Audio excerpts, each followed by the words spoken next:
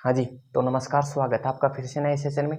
साथियों, आज बात करते हैं राष्ट्रपति की संकटकालीन या आपातकालीन शक्तियों के बारे में, जिनका आप सभी को पता है कि जो ये 3 अनुच्छेदों के अंतर्गत उल्लेखित है। जो अगर बात करते हैं राष्ट्रपति की, पहले देखते हैं राष्ट्रपति की संकटकालीन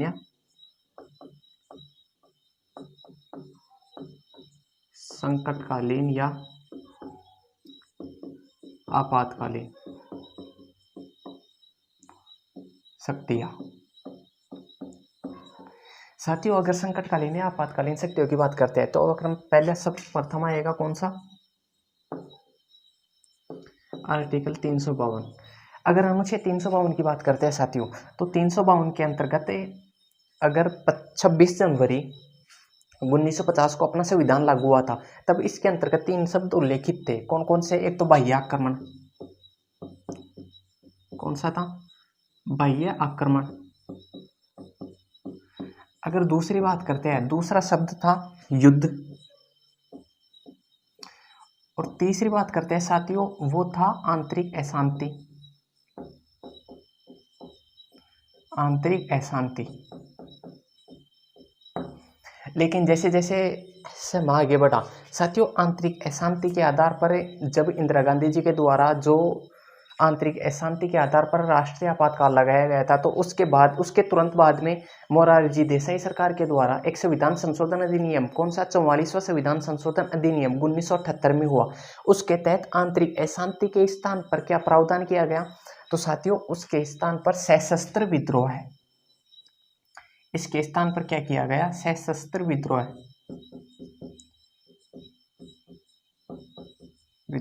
इस शब्द को लिया गया। तो की स्थिति उत्पन्न होने की स्थिति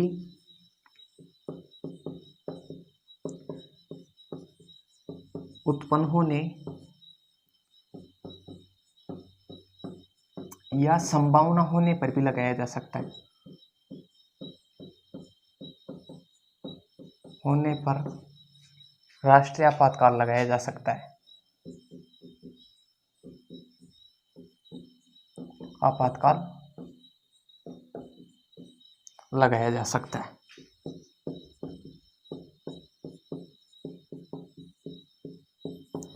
साथियों, इस अगर अनुच्छेद 352 की बात करते हैं तो 352 में क्या उल्लेख है? 352 में है, अगर बाह्य आक्रमण, युद्ध और आंतरिक अशांति के स्थान पर कौन सा प्रावधान के तहत 44वें संविधान संशोधन के तहत सशस्त्र विद्रोह जोड़ा गया, उसके आधार पर उनकी संभावना, इन तीनों की संभावना हो जाए या फिर ये संकट उत्पन्न हो जाए, तो उनके आधार पर देश के अंतर्गत राष्ट्रीय आपातकाल लगाया जा सकता है। अगर संशोधन की बात करते हैं साथियों, 44वां कॉन्स्टिट्यूशन अमेंडमेंट ये कब हुआ साथियों? ये 1978 में। किसकी सरकार में? मोरारजी देसाई।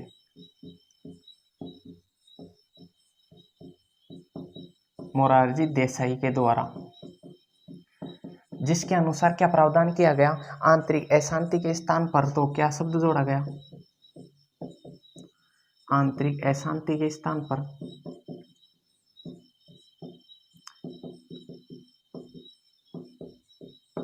पर तो सशस्त्र विद्रोह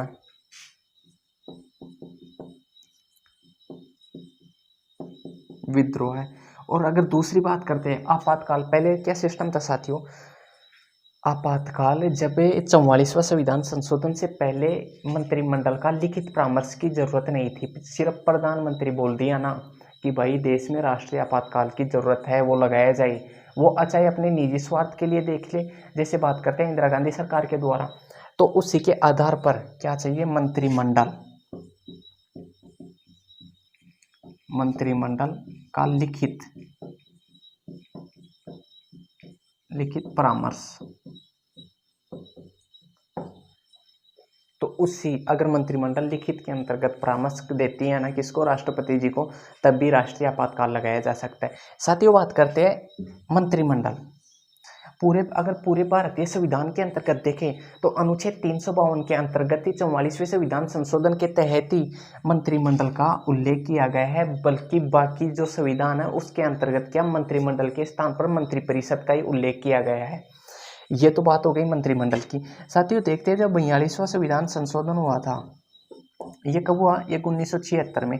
इसके अनुसार क्या है कि ये राष्ट्रीय आपातकाल है पूरे देश में ही नहीं, क्षेत्र विशेष में भी लगाया जा सकता है, क्षेत्र विशेष में भी लगाया जा सकता है।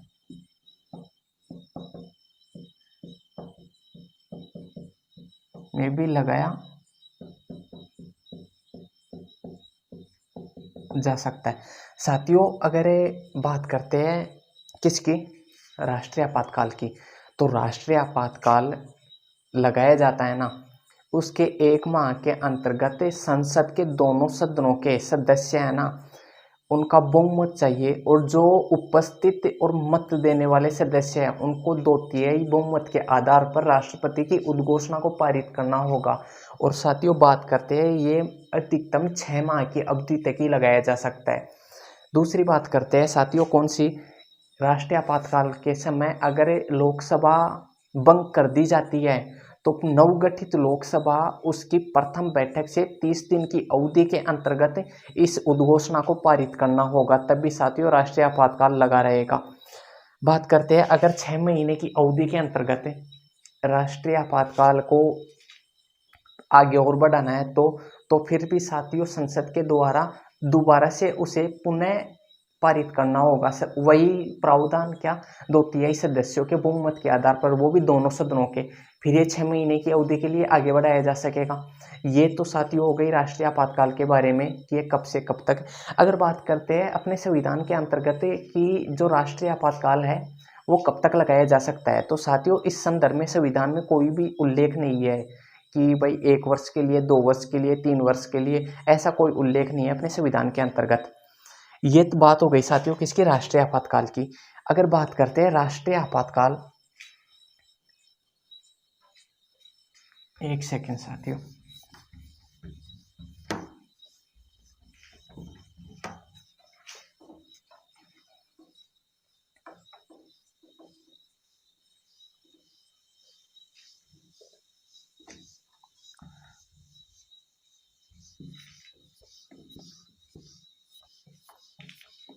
अपनी साथियों चर्चा हो रही है कहाँ तक? कौन से अनुच्छेद की? 352 की, वही राष्ट्रीय आपातकाल की हो रही है। तो इसको समाप्त करने के क्या प्रावधान है? समाप्त करने के क्या प्रावधान है साथियों? अगर देखते हैं राष्ट्रीय आपातकाल को समाप्त कैसे किया जाता है, तो बात करते हैं क्या कि या तो मंत्रिमंडल के द्वारा राष्ट्रपति को परामर्श दिया जाए कि अब राष्ट्रीय आपातकाल को की उद्घोषणा को वापस ले लिया जाए तब, या दूसरी बात करते हैं लोकसभा के 1/10 सदस्य हैं उनके द्वारा या तो लोकसभा के अध्यक्ष को या फिर राष्ट्रपति को परामर्श किया जाए। तो फिर क्या होगा कि राष्ट्रपति या लोकसभा का अध्यक्ष 14 दिन की अवधि के अंतर्गत एक विशेष बैठक बुलाएगा, तो उस आधार पर भी किसको किया जा सकता है? राष्ट्रीय आपातकाल को वापस लिया जा सकता है। अगर साथियों तीसरी बात करते हैं, ये तो एक मंत्रिमंडल के द्वारा क्या नहीं किया जाए? अनुमोदन नहीं किया जाए, यानी 6 महीने के लिए राष्ट्रीय आपातकाल घोषित किया गया, फिर दोबारा से उस उद्घोषणा को अगर संसद के किसी भी सदन के द्वारा पास नहीं किया जाता है तो राष्ट्रीय आपातकाल ऑटोमेटिकली हट जाता है। ये बात हो गई साथियों राष्ट्रीय आपातकाल की। अगर दूसरी संदर्भ में बात करें कि ये राष्ट्रीय आपातकाल कब कब लगाया जा चुका है, तो पहले बात करते हैं राष्ट्रीय आपातकाल की। समाप्त करने की बात करी लिए साथियों, अब मेन मुद्दा आता है किसका? ये कब कब लगाया जा चुका है। तो पहला है किसके आधार पर? बाह्य आक्रमण। बाह्य आक्रमण ये साथियों कब बाह्य आक्रमण? किसके द्वारा? चीन के द्वारा जो बाह्य आक्रमण किया गया था। अगर इसकी डेट देखते हैं तो साथियों 26 अक्टूबर 1962 से 10 जनवरी 1968 तक जब चीन के द्वारा आक्रमण किया गया तब ये राष्ट्रीय आपातकाल लगाया गया। कब से कब तक है? तो साथियों इसकी बात करते हैं 26 अक्टूबर 1962 से लेके 10 जनवरी 1968 तक ये राष्ट्रीय आपातकाल लगा रहा, प्रभाव के अंतर्गत रहा। उस समय अगर राष्ट्रपति की बात करते हैं, राष्ट्रपति कौन थे? तो राष्ट्रपति थे एस राधाकृष्णन।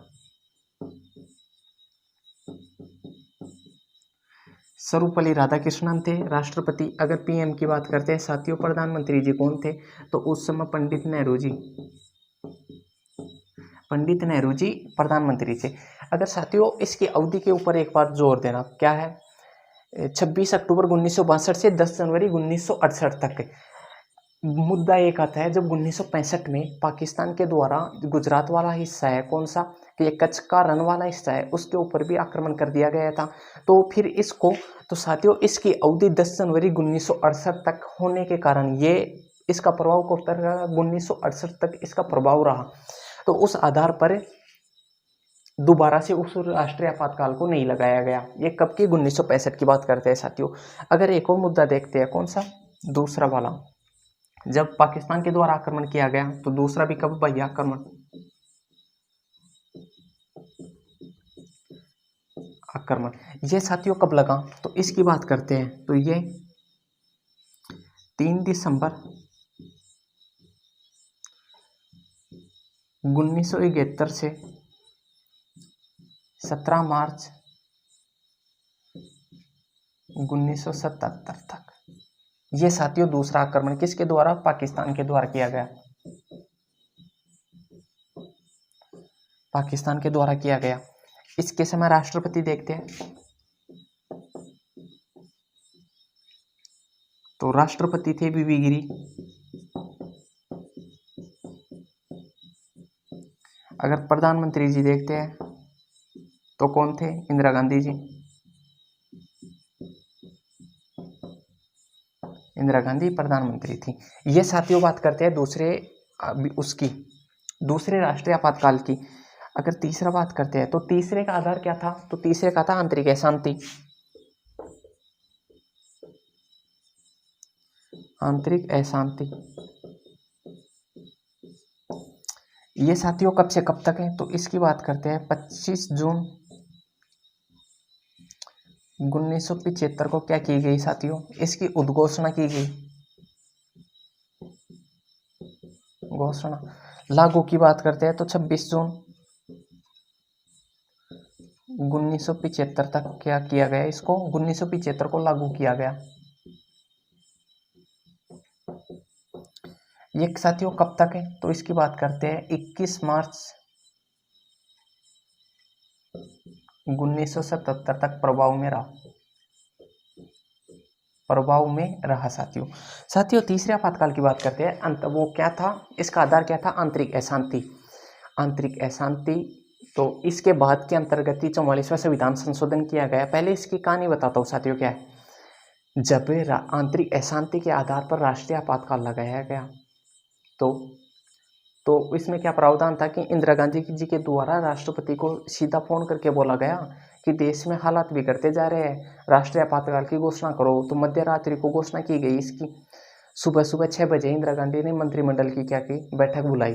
अब सारे मंत्री सुबह 6 बजे की आज क्या बात हो गई, सब एक दूसरे को शक की निगाह से देखे कि इसने कुछ किया होगा, इसने कुछ किया होगा। इतने में इंदिरा गांधी जी आती है। अब इंदिरा गांधी जी आती है, सब सारे के पैरों के नीचे की जमीन हिल गई साथियों। इंदिरा गांधी जी ने बोलाते ही, इंदिरा गांधी जी के उस समय शब्द थे कि जैसा कि आप सबको पता है राष्ट्रपति जी ने राष्ट्रीय आपातकाल की घोषणा कर दी है। सारे हाँ बोल दिए, हाँ जी कर दी है। लेकिन उनके मन में ख्याल तो क्या आया होगा, मन में ख्याल आया होगा जैसा कि हमें पता नहीं है। लेकिन क्या करें, इंदिरा गांधी जी क्या, कि कौन बोल सकता था। इंदिरा गांधी जी आज के संदर्भ में आयरन लेडी के नाम से मशहूर है। वैसे भी कद्दावर नेता थे इंदिरा गांधी जी। तो ये बात हो गई साथियों, राष्ट्रपति शासन के जो आपातकाल है ना, वो अभी तक 3 ही बार लगे हैं। कौन कौन से, बाह्य आक्रमण के आधार पर, बाह्य आक्रमण के और आंतरिक अशांति के आधार पर। इनकी ये डेट है, इनके समय। हाँ साथियों एक बार इसके समय राष्ट्रपति देखते हैं। राष्ट्रपति, तो इस समय साथियों राष्ट्रपति जी कौन थे, राष्ट्रपति जी थे फखरुद्दीन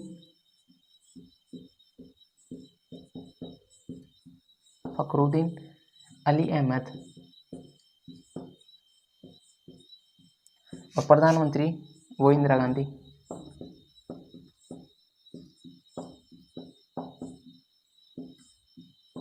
वही साथियों उस समय प्रधानमंत्री जी कौन थे, इंदिरा गांधी। अब देखते हैं कि राष्ट्रीय आपातकाल के क्या क्या प्रभाव पड़ते हैं।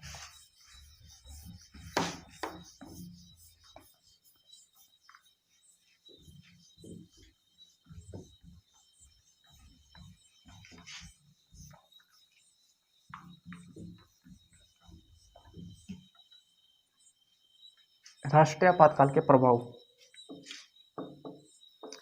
इससे पहले साथियों पहले आर्टिकल की बात करते हैं।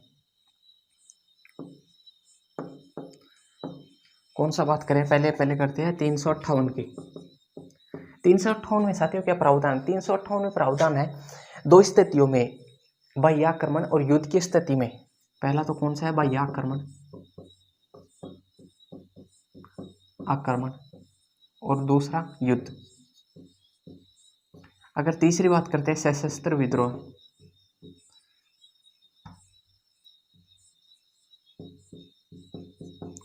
सशस्त्र विद्रोह। अगर साथियों राष्ट्रीय आपातकाल बाह्य आक्रमण और युद्ध की स्थिति में लगाया गया है तो अनुच्छेद 19 का सब क्लोज एक की जो मौलिक स्वतंत्रताएं है वो क्या, वो निलंबित हो जाएगी। 19 से 1 की, 19 से 1 निलंबित हो जाएगा, हो जाएगा। अगर साथियों राष्ट्रीय आपातकाल सशस्त्र विद्रोह के आधार पर लगा है तो 19 से 1 निलंबित नहीं होगा,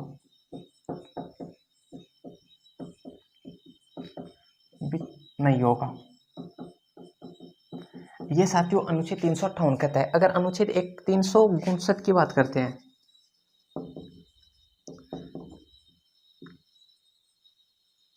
359 की बात करते हैं तो 359 में क्या प्रावधान है, 359 में प्रावधान है कि अगर राष्ट्रीय आपातकाल की स्थिति में आर्टिकल कौन सा, एक तो अनुच्छेद की बात करते हैं साथियों 20 और एक अनुच्छेद की बात करते हैं 21, ये यथावत बने रहेंगे,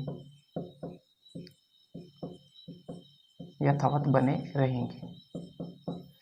दूसरी बात करते हैं साथियों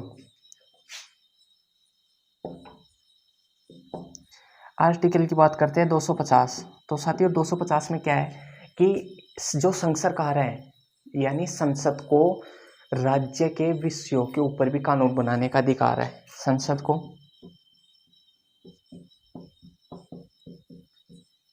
राज्यों के विषयों पर भी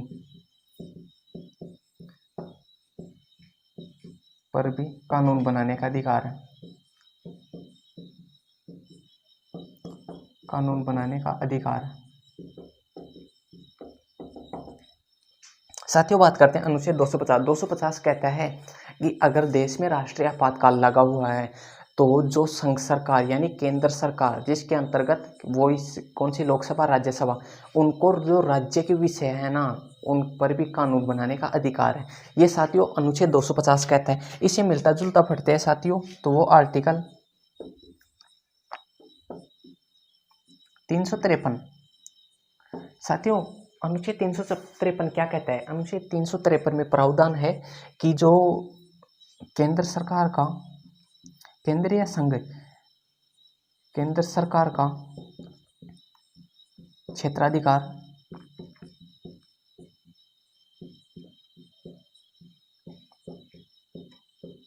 राज्यों की कार्यपालिका तक हो जाता है।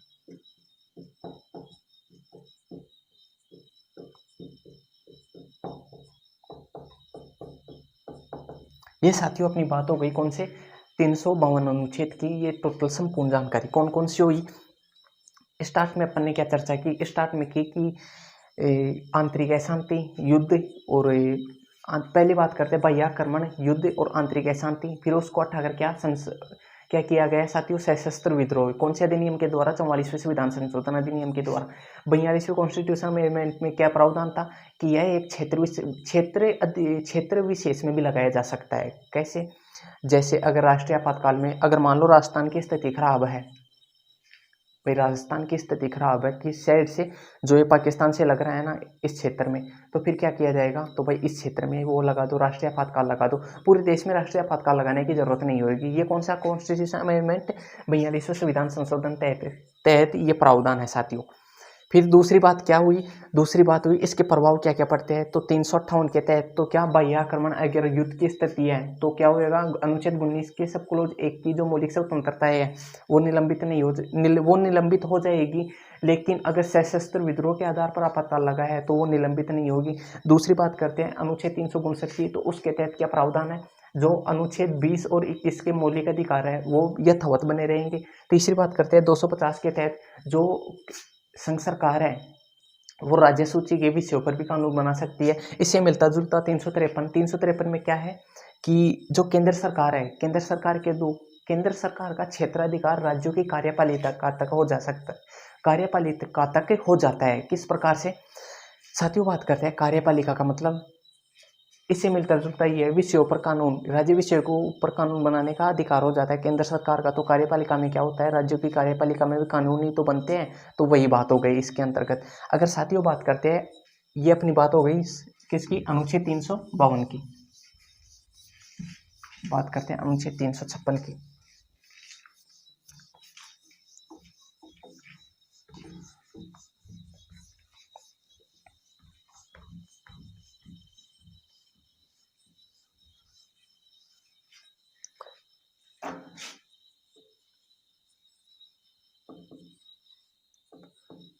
तीन सौ छप्पन की क्या प्रावधान है, संवैधानिक तंत्र की विफलता।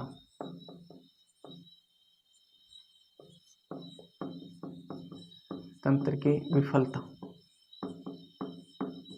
साथियों संवैधानिक तंत्र की विफलता, इसके बारे में चर्चा करते हैं। तो इसको सामान्य शब्दों में क्या कहते हैं, राष्ट्रपति शासन।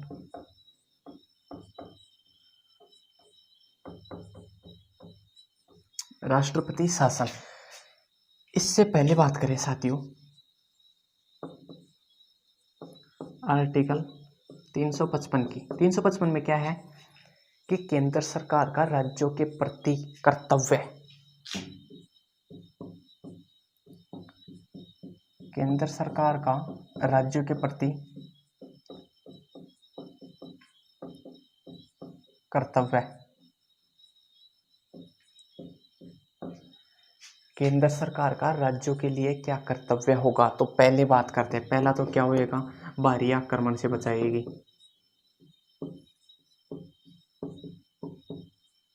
बाहरी आक्रमण से रक्षा। दूसरी बात करते हैं आंतरिक शांति बनाए रखना।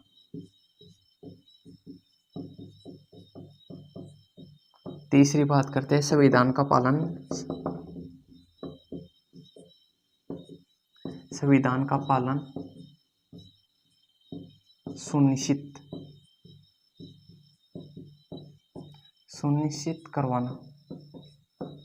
यह बात हो गई अनुच्छेद 355 में। क्या क्या बात होगी साथियों, अनुच्छेद 355 की बातें देखते हैं। तो केंद्र सरकार का राज्यों के प्रति कर्तव्य, केंद्र सरकार का राज्यों के प्रति क्या क्या कर्तव्य होगा, इस बात का उल्लेख किया गया है साथियों।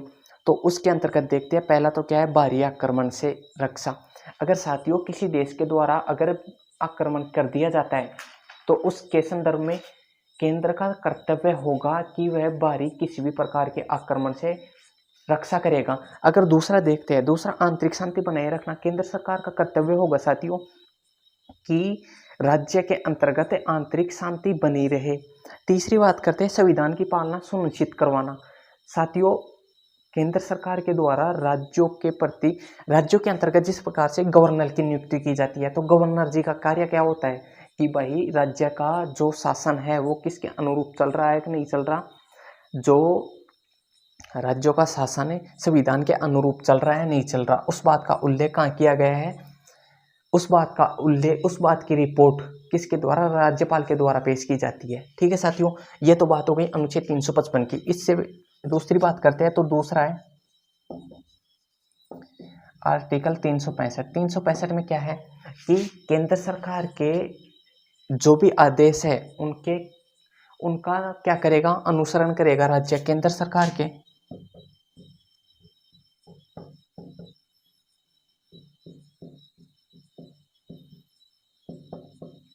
आदेशों का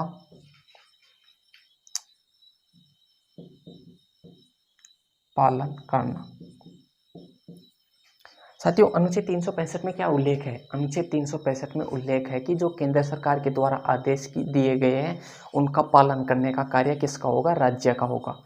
अब साथियों बात करते हैं कि संवैधानिक तंत्र की विफलता, ऐसा कोई भी बात है ना, संवैधानिक तंत्र की विफलता के संदर्भ में ऐसी किसी भी तथ्यपरक जानकारी को अपने संविधान के अंतर्गत शामिल नहीं किया गया है, लेकिन कुछ मामले हैं। कैसे, मैं बताता हूँ।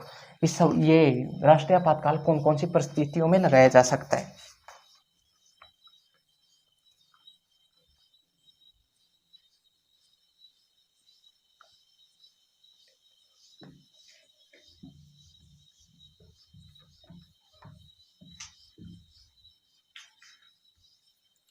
अगर पहला बात देखते हैं, कौन सा, संघ सरकार के द्वारा निर्देशों की,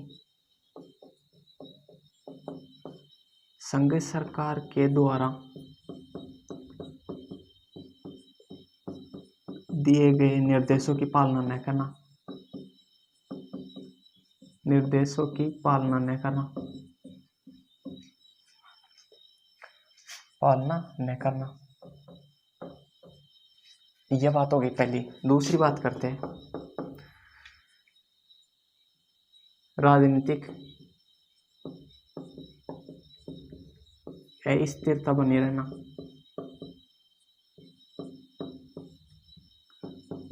उत्पन्न होना। तीसरी बात करें साथियों, तो तीसरी क्या है कि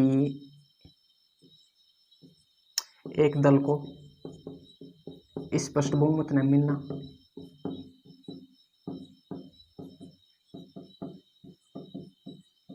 स्पष्ट बहुमत न मिलना। अगर साथियों चौथी बात करते हैं, कानून व्यवस्था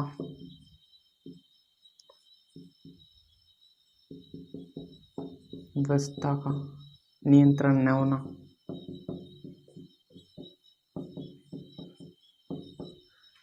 दूसरी बात करें भ्रष्टाचार,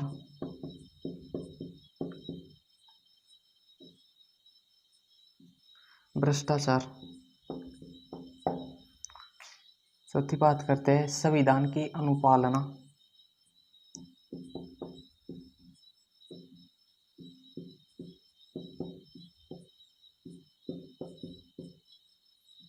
अनुपालना। लास्ट बात करते हैं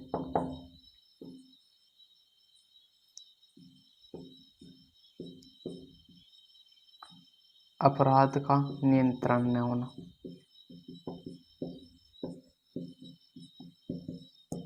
साथियों संवैधानिक तंत्र की विफलता, अगर राष्ट्रपति शासन लगाया जाता है ना, उनको आधार क्या क्या माना जाएगा।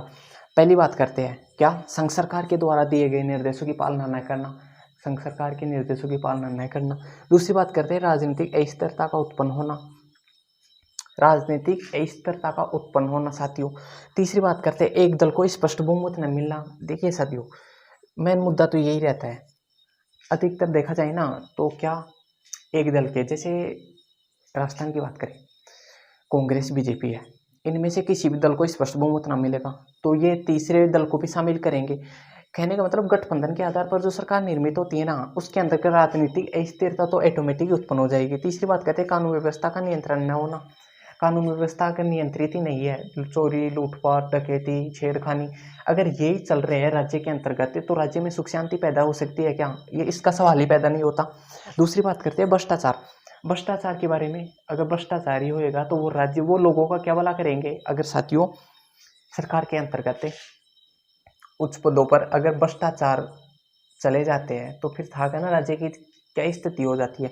तो वही कारण है, एक तो संविधान का अनुपालन करना और लास्ट क्या है अपराध का नियंत्रण न होना। एक और साथियों दल बदल की प्रवृत्ति होती है ना, उसके आधार पर भी राजनीतिक अस्थिरता उत्पन्न होने के आधार पर कौन सा आपातकाल लगाया जा सकता है, संवैधानिक तंत्र की विफलता यानी राष्ट्रपति शासन लगाया जा सकता है। ये बात हो गई साथियों अपनी। बात करते हैं कि जो राष्ट्रपति शासन है ना वो लगाया जाता है तो उसके तहत क्या प्रावधान है कि साथियों 2 माह के अंतर्गत संसद के दोनों सदनों के द्वारा उसे पारित करना होगा, संसद के दोनों सदनों के द्वारा उसे पारित करना होगा। कितने, 2 माह की अवधि के भीतर,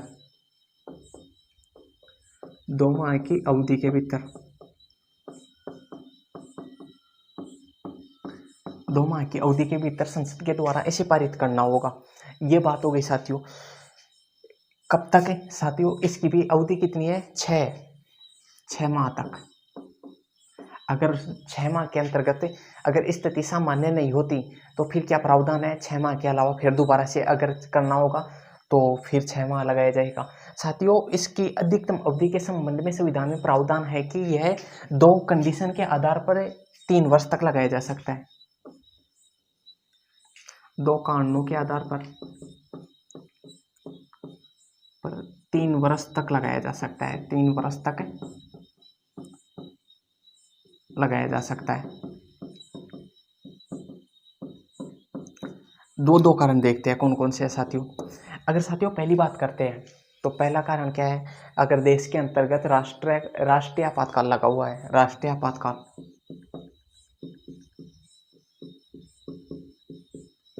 आपातकाल की स्थिति में,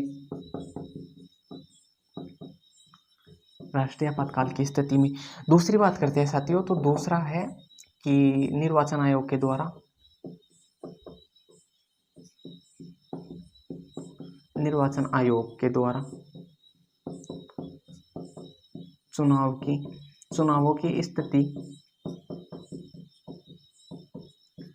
सामान्य न होना,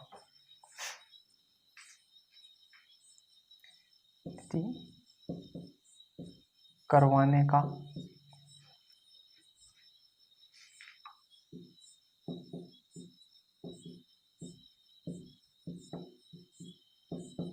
साथियों, अगर चुनाव आयोग ऐसे बताता है कि जिस पर्टिकुलर राज्य के अंतर्गत राष्ट्रपति शासन लगा हुआ है उसके अंतर्गत अगर इस समय चुनाव करवाएंगे तो हिंसा भड़क सकती है, दंगे फसाद हो सकते हैं, शांति व्यवस्था खराब हो सकती है, तो उस आधार पर चुनाव आयोग अगर चुनाव आयोग अपनी रिपोर्ट देता है कि उस राज्य में चुनाव नहीं करवाए जा सकते, तो उस स्थिति में साथियों अधिकतम 3 वर्ष तक राष्ट्रपति शासन लगाया जा सकता है। अब बात करते हैं कि राष्ट्रपति शासन कब कब कौन से जिले, वो कौन से राज्य के अंतर्गत लगाया गया। पहले बात करते हैं साथियों, एक राष्ट्रपति जी की बात करेंगे जिसका नाम अभी थोड़ी देर पहले भी अपने चर्चा की थी, FA अहमद, फखरुद्दीन अली अहमद। फखरुद्दीन अली अहमद। साथियों, अगर इसे राष्ट्रपति जी के शासनकाल की बात करें, पहले तो बात करते हैं ये राष्ट्रपति अपने देश के दूसरे मुस्लिम राष्ट्रपति थे, बल्कि दूसरे शब्दों में बात करें तो इनकी पद पर रहते हुए भी मृत्यु हो गई थी। इनका कार्यकाल की बात करते हैं तो 1974 से 1977। साथियों, ये 3 साल के अंतर्गत 38 बार राष्ट्रपति शासन लगा चुके हैं। 38 बार राष्ट्रपति शासन लगा चुके हैं। दूसरी बात करते हैं इंदिरा गांधी के द्वारा।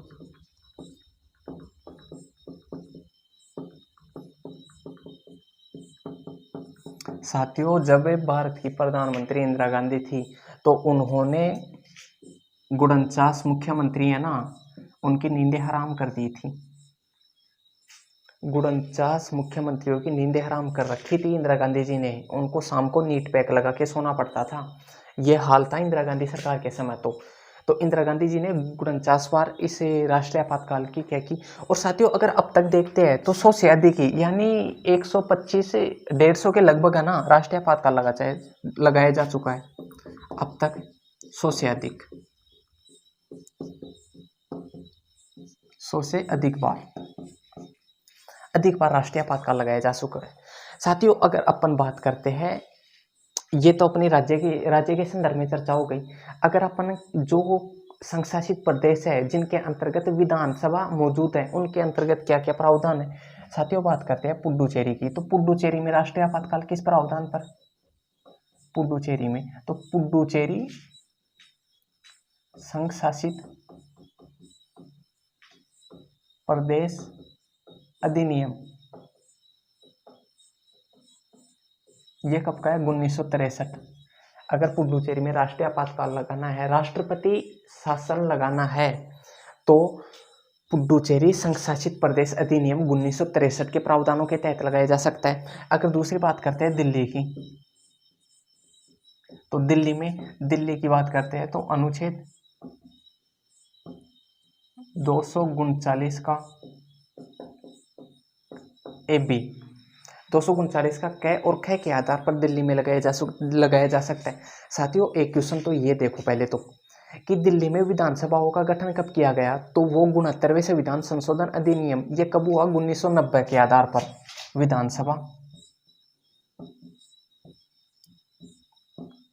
विधानसभा का गठन, ये कब है? 69वें कॉन्स्टिट्यूशन अमेंडमेंट, ये कब हुआ था? 1990 में हुआ। अगर साथियों कश्मीर की बात करते हैं, जम्मू कश्मीर की, तो जम्मू कश्मीर में साथियों, जम्मू कश्मीर में अभी विधानसभाओं का गठन नहीं हुआ है, लेकिन किस आधार पर होएगा जम्मू कश्मीर पुनर्गठन पुनर्गठन अधिनियम 2019। इस आधार पर साथियों जम्मू कश्मीर में भी किसको, एलजी को यानी उपराज्यपाल को ये अधिकार होगा। ठीक है साथियों, राष्ट्रपति शासन का वो रिपोर्ट राष्ट्रपति जी को भेजेगा, राष्ट्रपति उस आधार पर राष्ट्रपति आपातकाल की घोषणा करेगा, राष्ट्रपति शासन की। ये बात हो गई साथियों। अब देखते हैं कि सर्वाधिक बार, तो साथियों बात करें तो उत्तर प्रदेश में 10 बार, उत्तर प्रदेश में संवैधानिक तंत्र की विफलता के आधार पर आपातकाल कितनी बार, 10 बार। मणिपुर की बात करते हैं साथियों, तो मणिपुर में तो अब वर्तमान स्थिति के अंतर भी लगाया जाना जरूरी है, लेकिन साथियों बात करते हैं मणिपुर में भी 10 बार। साथियों मणिपुर की चर्चा करें अपन। मणिपुर में अब अगर आपके दिमाग में एक क्वेश्चन तो आता ही होगा कि मणिपुर में राष्ट्रीय आपातकाल क्यों नहीं लगाया जाना चाहिए, क्योंकि वहाँ तो कानून व्यवस्था सर चढ़ के नाच रही है, जो आप आए दिन देख भी रहे हो। साथियों बात करते हैं राष्ट्रपति शासन है ना, ये किस बेस पे लगाए जाते हैं। अगर केंद्र में, अगर इसका मेन कॉमन चीज़ देखें, अगर केंद्र के अंतर्गत अलग सरकार हो और राज्य में अलग सरकार हो, तो वहाँ अधिकतर संभावना अधिक रहती है क्या, कि राष्ट्रपति शासन लगाया जा सके। लेकिन बात करते हैं मणिपुर की, तो मणिपुर में भी वही पर्टिकुलर दल की सरकार है और केंद्र में भी वही पर्टिकुलर दल की सरकार है, तो इस कारण मणिपुर के अंतर्गत भी रियायत दे रखी है। मणिपुर की बात करते हैं 10 बार। साथियों अगर सर्वाधिक राज्य पूछते हैं तो राज्य कौन सा, उत्तर प्रदेश। क्यों, क्योंकि मणिपुर है ना, जो 1948 में तो भारत का अंग बना, भाई भारत के क्षेत्र के अंतर्गत 1948 में शामिल हुआ। बात करते हैं 1956 तक तो ये ऐसे फर्जी रहा, फिर 1956 के अंतर्गत इसको केंद्र शासित प्रदेश यूटीज का दर्जा दिया गया, फिर 1972 में इसे राज्य का दर्जा दिया गया। तो 1972 से पहले तो इसे संघ सरकार के वो संघ शासित प्रदेश के तहत क्या लगाया जा रहा था, राष्ट्रपति शासन। उसके बाद में राज्य के तहत मणिपुर की बात करते हैं, ये दो में तो सर्वाधिक। अगर साथियों राजस्थान की बात करते हैं तो राजस्थान में अभी तक कितनी बार लगाया जा चुका है, तो साथियों 4 बार। अगर वर्ष की बात करें 1967, 1977, 1980 और 1992, ये राजस्थान में अनुच्छेद किसके तहत, अनुच्छेद 356 के तहत संवैधानिक तंत्र की विफलता के आधार पर क्या लगाया जा चुका है, राष्ट्रपति शासन के तहत राष्ट्रपति आपातकाल लगाया जा चुका है। दूसरी बात करते हैं साथियों कि ऐसे कौन से राज्य हैं जिनके अंतर्गत एक बार भी नहीं लगाया गया। तो पहली बात करते हैं झारखंड और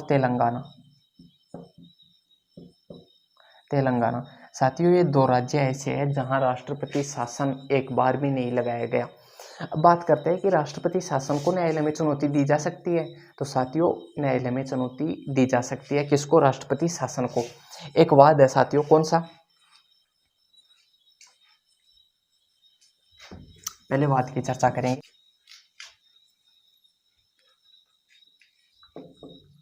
SR बोम्बई,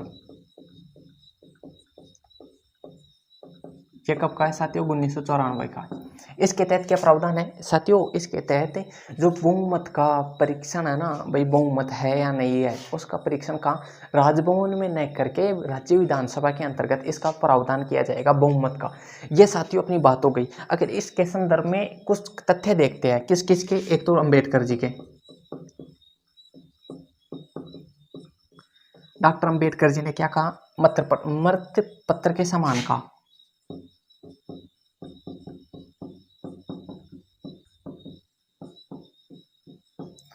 अम्बेडकर जी को थोड़ी ना पता था कि आने वाले लोग किस प्रकार के होंगे, तो उन्होंने कहा कि अनुच्छेद 356 की तो जरूरत ही नहीं है, भाई सब व्यक्ति अपने अपने कर्तव्यों का पालन करेंगे, तो फिर ऐसी नौबत ही नहीं आएगी कि राज्य के अंतर्गत राष्ट्रपति शासन लगाया जा सके।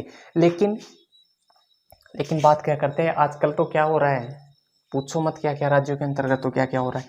अगर साथियों दूसरी बात करते हैं, शिवबन लाल सक्सेना,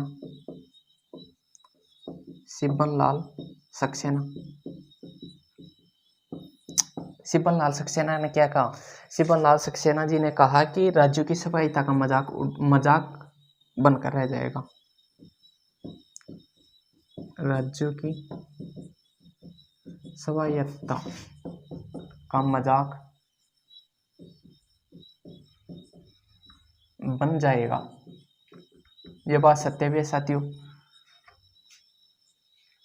शिवपाल लाल सक्सेना। एक और बात करते हैं साथियों, एचवी। एचवी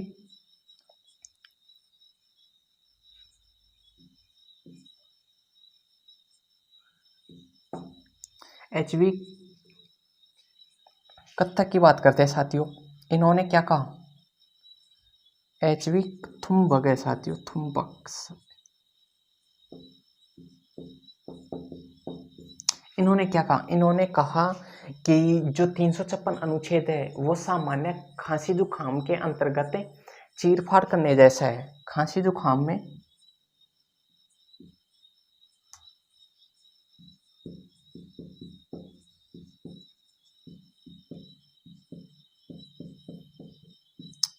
चीरफाड़ करने जैसा है।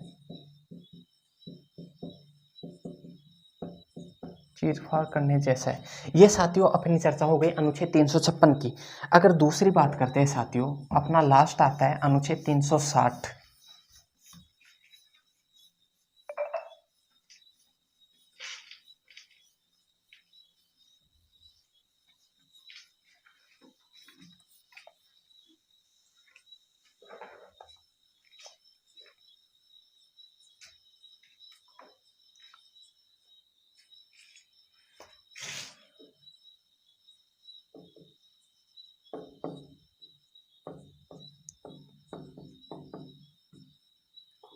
वित्तीय आपातकाल।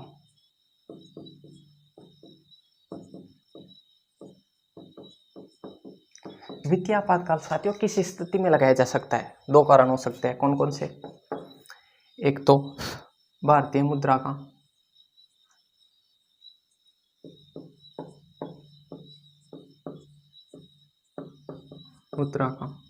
अवमूल्यन हो जाना।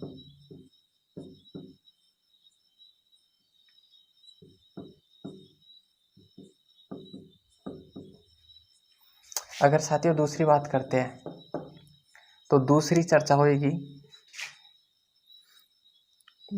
विदेश वो अंतर्राष्ट्रीय बाजार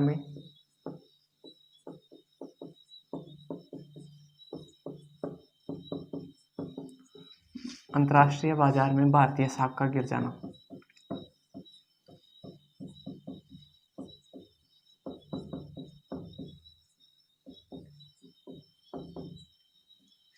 साथियों भगवान की दया से अपने देश के अंतर्गत राष्ट्रीय आपातकाल के तहत 360 वाला है ना वित्तीय आपातकाल, वो अभी तक नहीं लगा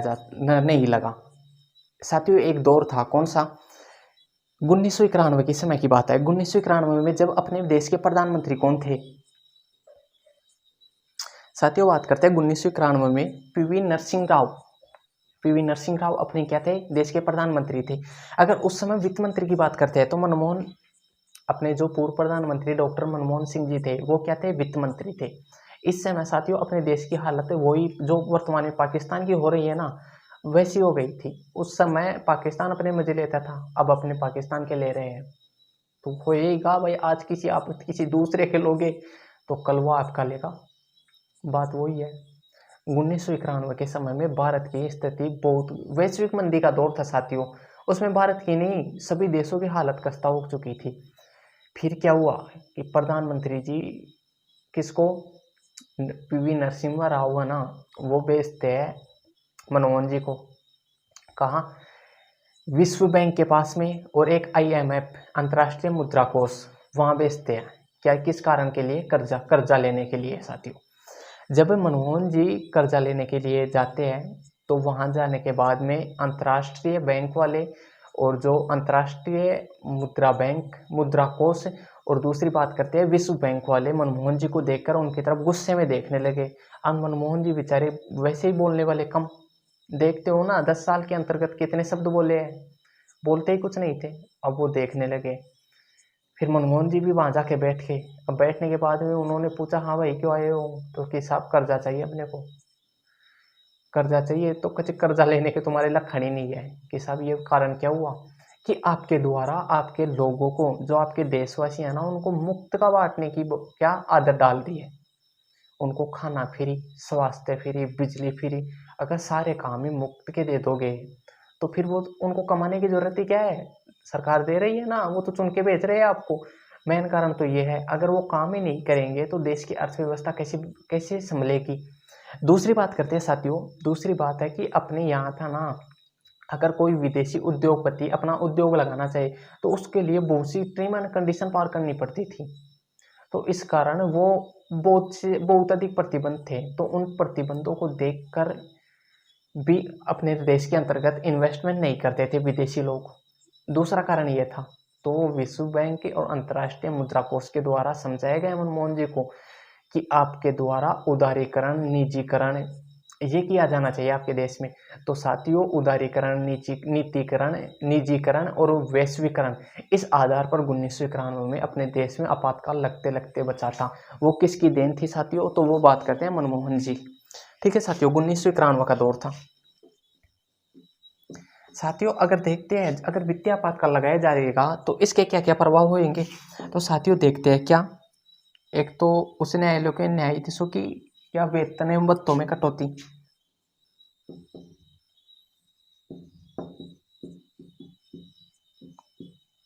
के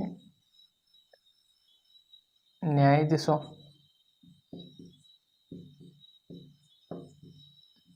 सभी आ गए साथियों।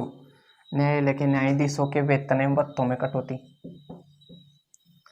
वेतन एवं भत्तों में कटौती, कटौती, सरकारी खर्चों में कटौती,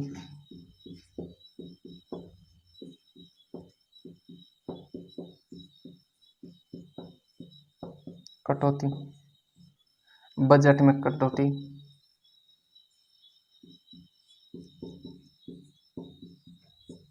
सरकारी कर्मचारियों के वेतन में कटौती,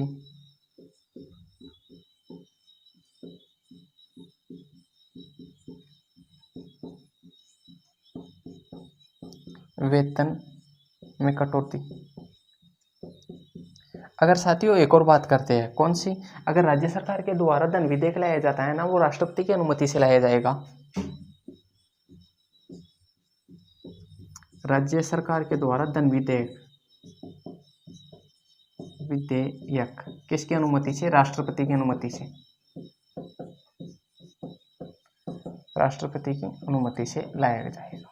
साथियों, ये अपने अनुच्छेद 360 के क्या है प्रभाव होंगे। अगर अनुच्छेद 360 लग गए हैं ना, तो न्यायालय के जो न्यायाधीश है, सभी न्यायालय के उच्च, अधीनस्थ और सर्वोच्च, इनके न्यायाधीशों के वेतन एवं भत्तों की, न्यायालय के न्यायाधीशों की वेतन एवं भत्तों की क्या कटौती की जाएगी। दूसरी बात करते हैं, राज्यों के जो भी बजट हैं उनके अंतर्गत कटौती की जाएगी, जो सरकारी खर्चे हैं उनमें कटौती की जाएगी।